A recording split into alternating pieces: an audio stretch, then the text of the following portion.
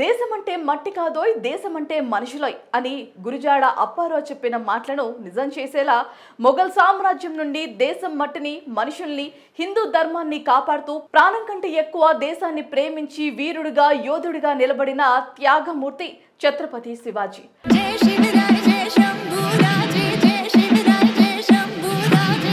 ఆయన తర్వాత ఆయన రక్తం పంచుకున్న శంభాజీ కోడలు యేసుబాయి లాంటి వారు కూడా దేశం కోసం పోరాడి నిలబడ్డారు. వారి త్యాగాలు మరువలేనివి.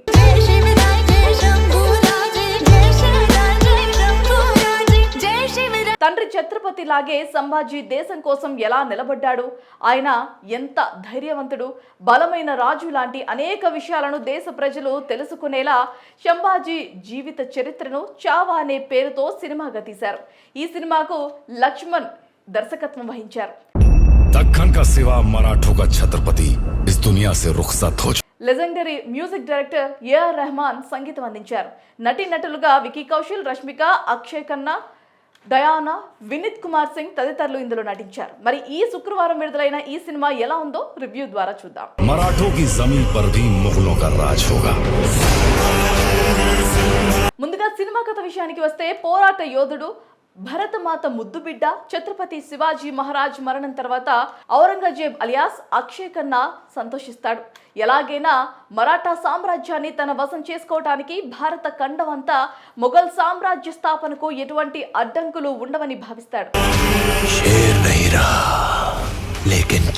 ఔరంగజేబ్ ఆశలకు ఆకాశమంతా అడ్డుగోడులా నిలబడతాడు శివాజీ తనయుడు ఛత్రపతి సంభాజీ మహారాజ్ అలియాస్ వికీ కౌశల్. కాగా హిందువుల నుంచి పన్నులు వసూలు చేసి దాచిన ఔరంగజేబ్ ఖజానాను తన వశం చేసుకుని ప్రజలకు తిరిగిస్తాడు సంభాజీ. దాంతో మరాఠా సామ్రాజ్యాన్ని కైవసం చేసుకోవాలని యుద్ధానికి బయలుదేరుతాడు ఔరంగజేబ్.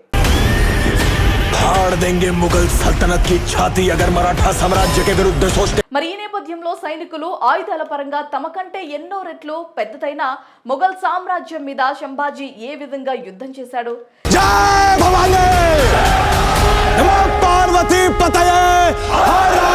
సంగమేశ్వర దగ్గర సంభాజీ ఉన్న విషయాన్ని మొఘలులకు చేరవేసింది ఎవరు? సంభాజీ మొఘల్ సైన్యానికి చిక్కిన తర్వాత అతని భార్య యేసుబాయి అలియాస్ రష్మిక ఏం చేసింది?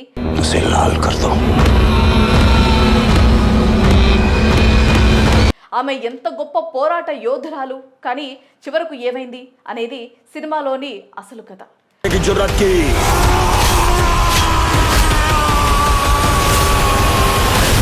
ఇక ఈ సినిమా గురించి విశ్లేషించుకుంటే, ఇది ఫిక్షన్ కథ కాదు, మన చరిత్ర. అది కూడా దేశానికి గర్వకారణమైన ఛత్రపతి శివాజీ వారసుల కథ.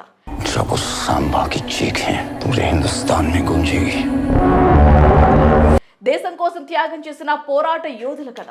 కాగా చరిత్ర తెలుసుకోవాలనుకున్న ప్రతి ఒక్కరూ ఈ సినిమా ఖచ్చితంగా చూడాలి. కాగా తొలి సీన్ నుంచే యాక్షన్, ఎమోషన్స్, ఫ్యామిలీ వాల్యూస్ తో సినిమాను మరింత భావోద్వేగంగా మలిచాడు దర్శకుడు లక్ష్మణ్ రామచంద్ర.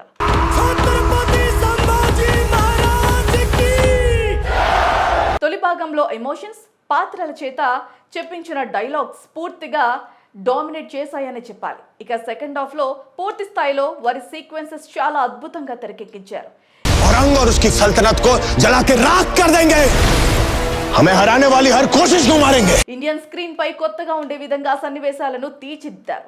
సినిమాలో చివరి 45 నిమిషాల పాటు ప్రీ క్లైమాక్స్ ఎపిసోడ్ సినిమాకు ప్రాణంగా నిలిచింది. ఈశ్వర్ కి ఇచ్చా హై రాజ్య వావే హిట్ ఇచ్చా. సంభాజీ మహారాజ్ అతని ముఖ్య నాయకుల చేత చెప్పించిన డైలాగ్స్ రోమాలు నిక్కబొడిచేలా ఉంటాయి.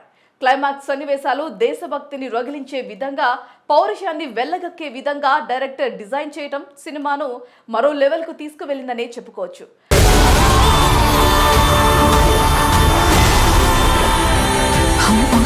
పాత్రధారుల విషయానికి వస్తే, సంభాజీగా విక్కీ కౌశల్ను తప్ప మరొకరిని ఊహించుకోలేం.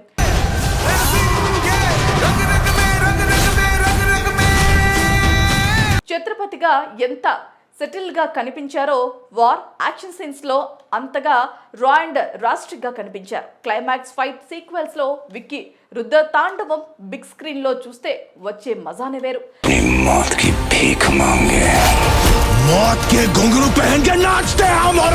ఔరంగజేబ్ గా అక్షయ్ ఖన్నా, సంభాజీ భార్య యేసుబాయిగా రష్మిక ఇద్దరు కూడా వారి పాత్రలకు 100% న్యాయం చేశారు.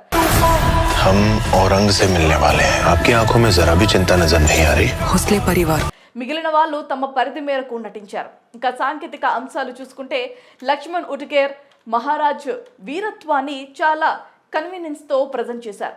तब ये तेरी मुगल सल्तनत भी मर जाएगी।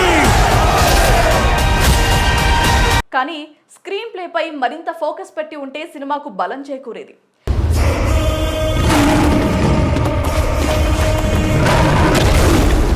యుఆర్ రెహమాన్ సంగీతం బాగుంది. ముఖ్యంగా బ్యాక్గ్రౌండ్ స్కోర్ మాత్రం నెక్స్ట్ లెవెల్లో ఉంది. యాక్షన్ సన్నివేశాల్లో గూస్ బంప్స్ తెప్పిస్తోంది. हमने ताज पहना था,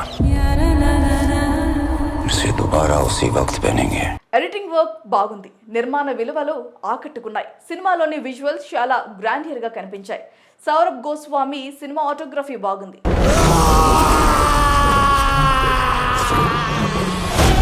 ఓవరాల్ గా ఈ సినిమాను ప్రతి ఒక్కరు చూసి చరిత్ర గురించి తెలుసుకునే విధంగా మన దేశం ఎంత గొప్పదో, దేశం కోసం రాజులు ఎన్ని త్యాగాలు చేశారో, మరీ ముఖ్యంగా ఛత్రపతి వంశస్థులు తమ ప్రాణాలను ఎలా అడ్డుపెట్టారో తెలియాలంటే ఈ సినిమాను ఖచ్చితంగా చూడాలి.